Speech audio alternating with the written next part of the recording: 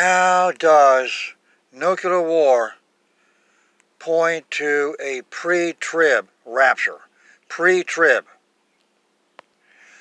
As everybody knows, there's a continuing debate among Christian circles as to whether the rapture will be pre-tribulation, or post-tribulation.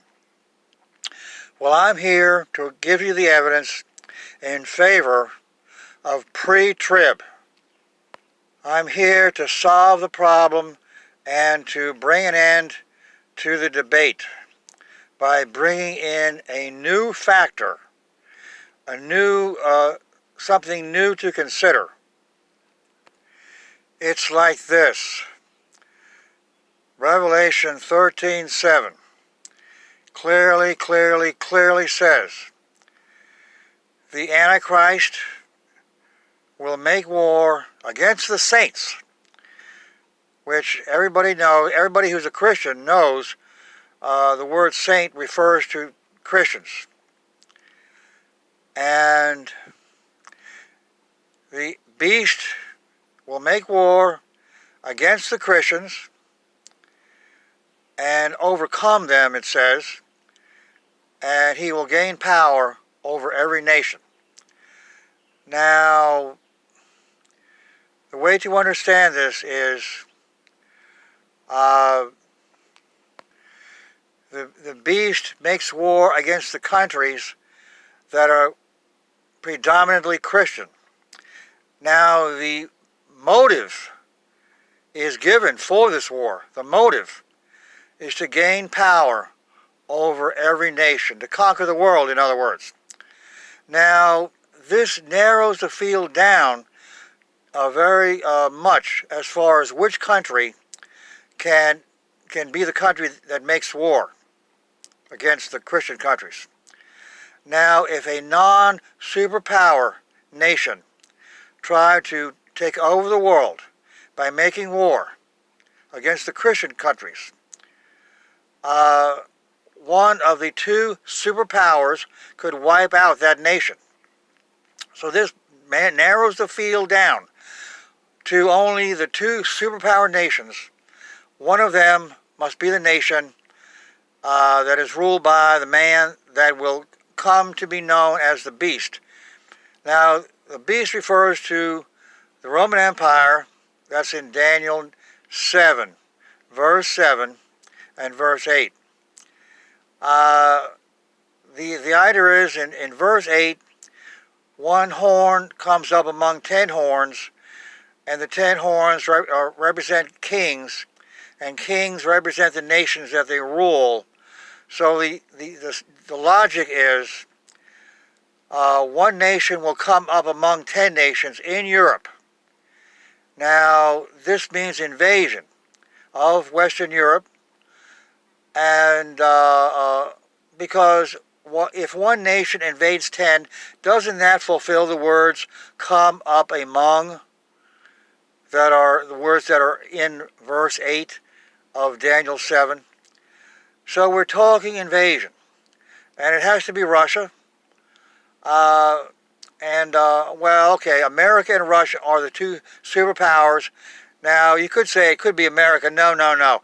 America is not the type of nation to try to take over the world by making war against the Christian nations.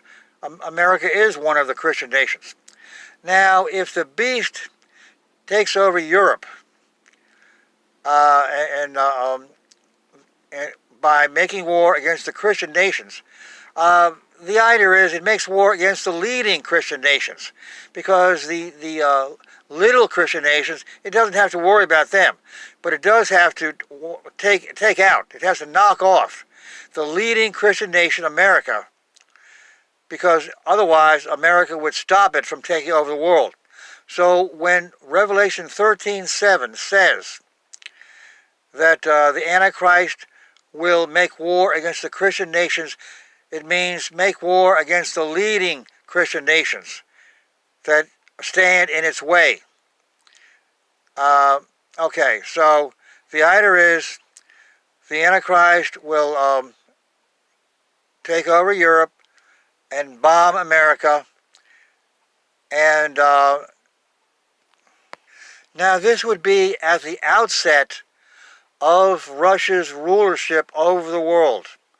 Now, the Antichrist ruling the world, the time of the Antichrist ruling the world, the duration of that rule is called the tribulation. Now, I'm trying to explain that Russia rules the world after it launches nuclear attack up against America. And the nuclear attack would wipe out half the population.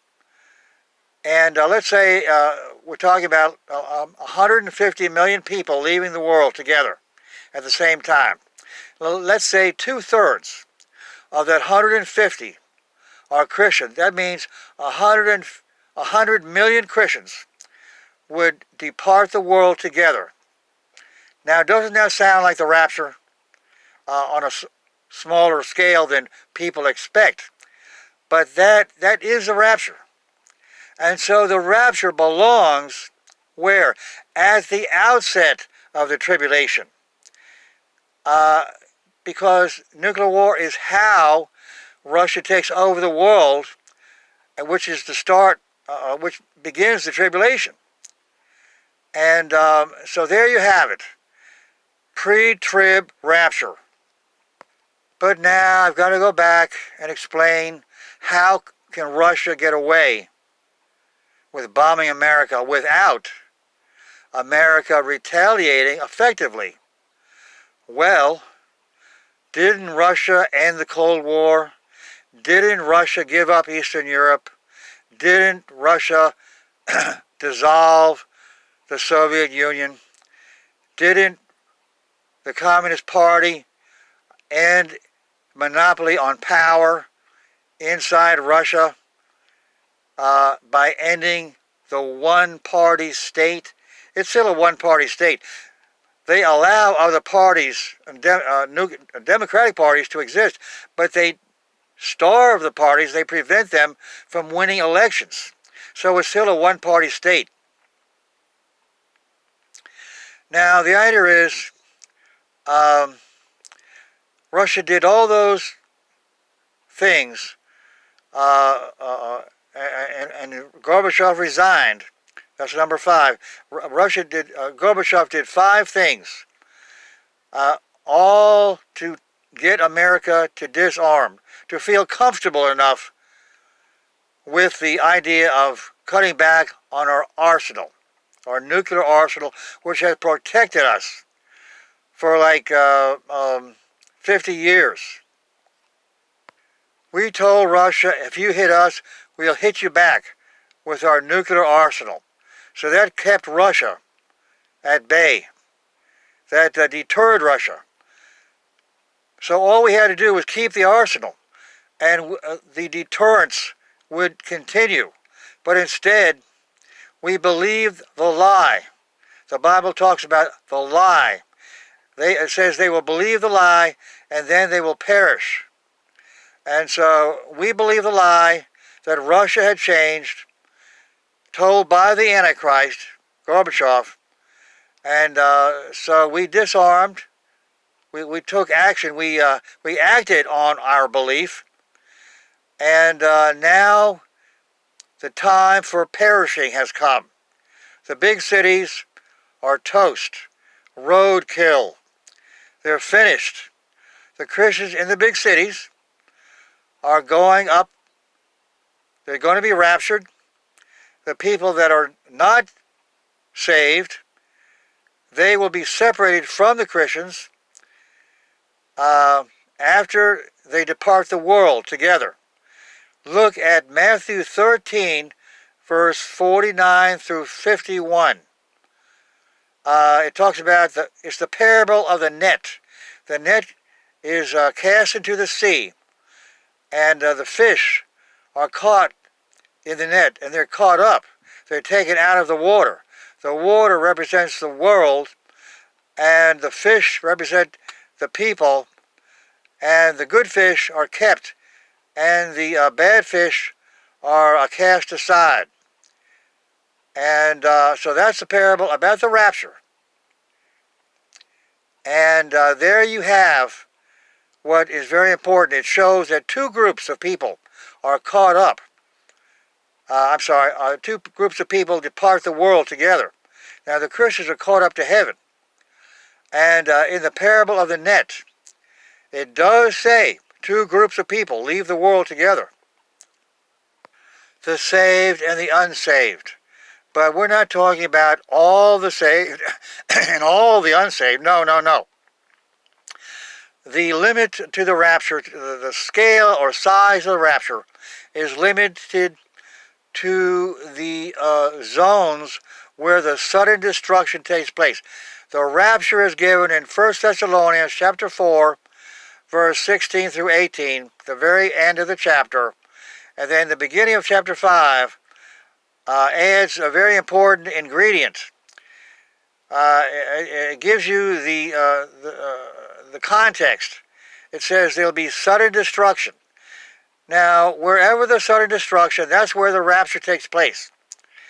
And where the sudden destruction does not take place, the Christians in those areas, like the Christians in Africa, South America, they're not going up in the rapture, because the sudden destruction will not occur in Africa or South America. The sudden destruction will occur in America and in 3 countries in Europe, and Italy, Britain, Germany.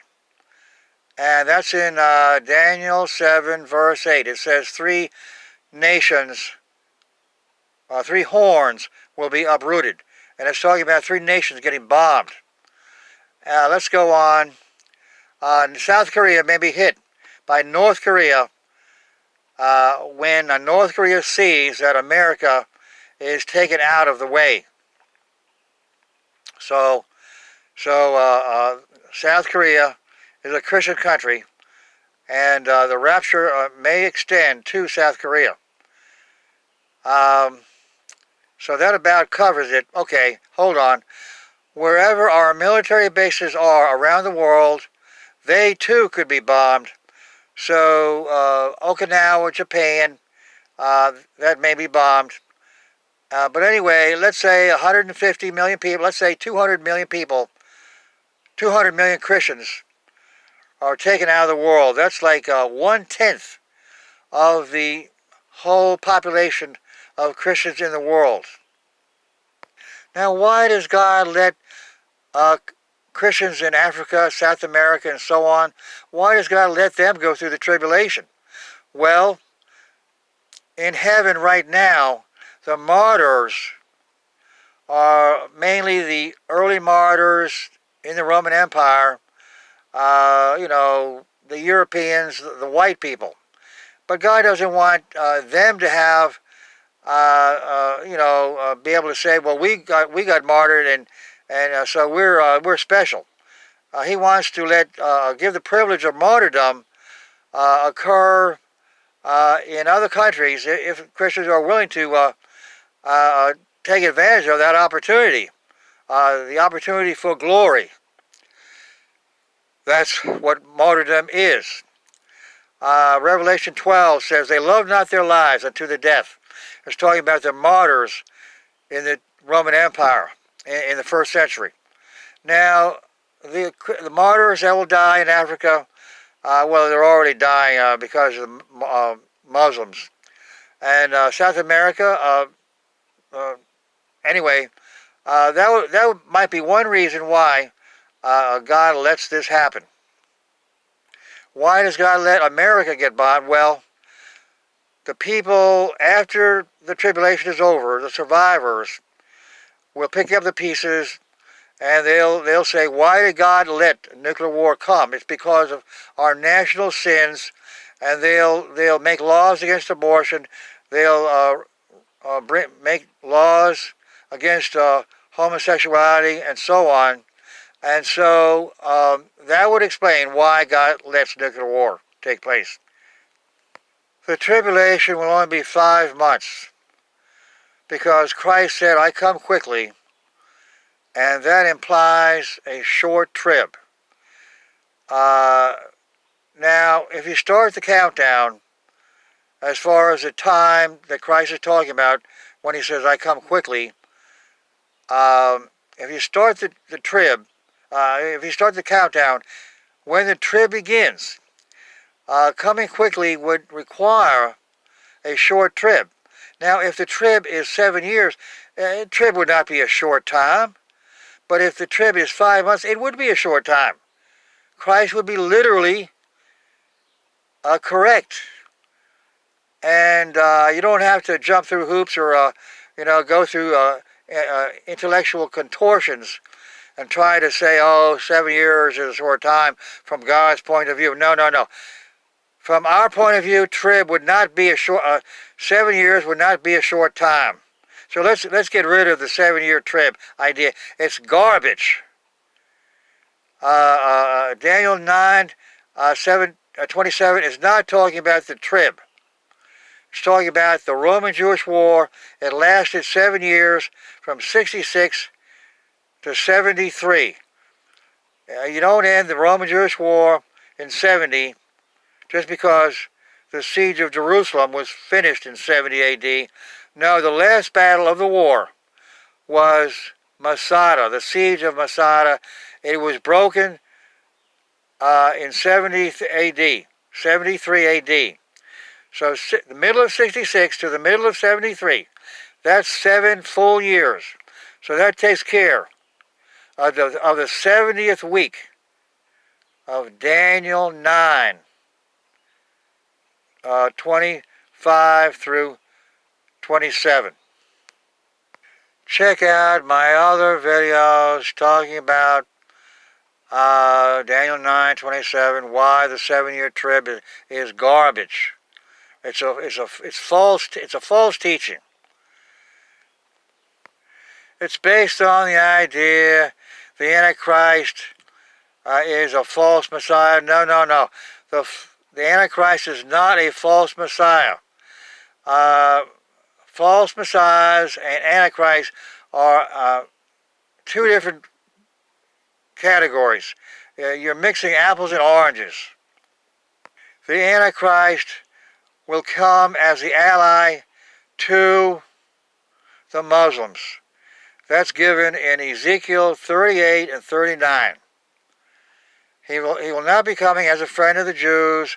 He's not going to try to make a peace treaty with Israel. No, no, no. It's garbage. Gog, the ruler of Magog, is Gorbachev, the ruler of Russia. One more thing. He has that really ugly mark, birthmark. Now, that is actually the mark of the beast. Now, Revelation 13 talks about him giving the mark to other people, not having a mark himself, but because the mark of the beast, that's the term that's used, that can be applied to the person, can apply to him having a mark, even though it doesn't say he will have a mark. And there was a Romanian Orthodox priest who died in the late 60s, and he had visions. He was a holy man, and he had visions. And he said that the Antichrist, he called the Antichrist the marked one. The marked one. So his followers today claim that Gorbachev is the Antichrist. I'm not alone in claiming that Gorbachev is the Antichrist. And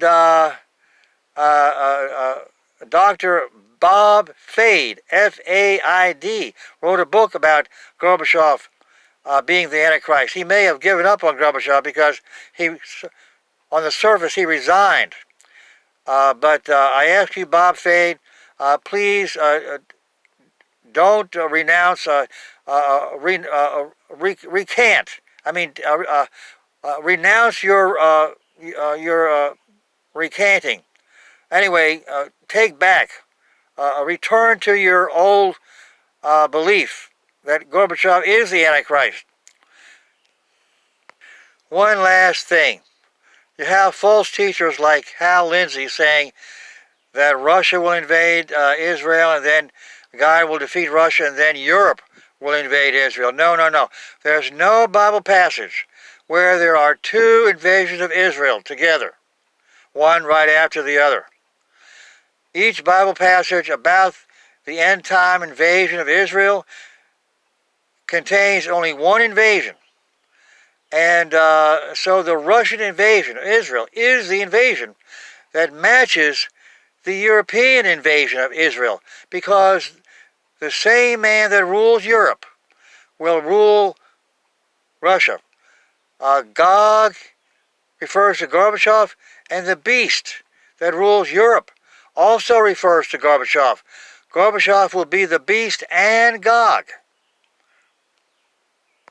The beast invades Israel in the book of Revelation, and Gog invades Israel in Ezekiel 38 and 39 and Revelation 20. Revelation 20 is talking about the millennium, which is simply another name for the church age, and the invasion in Revelation 20 equals the invasion in Ezekiel 38 and 39. One more thing. The invasion by the king of the north in Daniel 11, verse 41, is the same invasion by the other king of the north, because Magog is a northern power, Gog is a king of the north, that northern power, and it's actually the same as in Daniel 11, verse 41. There, Syria is the north, but Syria is actually part of the alliance, the Russian-led alliance. And so you can actually have Russia be the north, as a part of the Northern Alliance. And so you actually go from Syria to Russia. I know that's that's a big mouthful, but actually it's true. Look up my video about that. I'm sure I have one. If I haven't, I'll make one now. I'll look it up and see if I ever did make a video about Daniel 11, explaining Daniel 11, verse 40 and verse 41. Verse 41 through 45, actually. Okay, look in the description box. I'm going to try to make a transcript, and you can put that on paper, make a paper copy. I'm expecting a Russian attack on America around the Feast of Tabernacles, and if so, the trib would end around Purim, which is the anniversary of the defeat of an Antichrist figure, a forerunner of the Antichrist, Haman. And so it would make a little bit of sense for the 5 months to be from mid-October to the end of February. I'll have to look up when Purim comes. P-U-R-I-M, Purim. Basically, it's either the end of February or the beginning of March. Okay, I'm sorry for throwing in a lot of extra material. I hope you can catch the logic of the pre-trib rapture.